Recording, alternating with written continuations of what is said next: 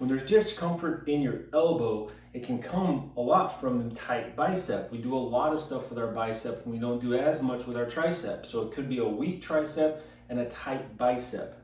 Okay, so by massaging the tricep, that can help also wake up muscles. That can also help with strengthening muscles when you combine the massage and strengthening movements. Now, if I have a tight bicep, now that could be causing havoc on my elbow because I'm not able to get my arm completely fully extended. My body is fighting against the tight muscle. So by using the PSO-Stick, we can be able to get into this area, either on a wall or just literally place this right into our hip area here. And then now I can be able to, same thing, soft or rough, I can then get into this bicep, long passes to begin with, all the way up towards the shoulder, all the way down towards the elbow, getting on the front side and getting onto the back side of it, okay? And then once we find that tender spot, that's where we're gonna start doing these curls to help really clean up and get more into those muscle fibers. And don't forget to rotate.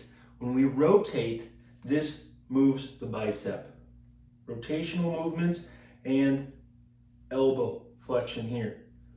So if you're trying to get your biceps bigger, don't forget to do rotational movements with your lower arm, your forearm. This can also really help with massage.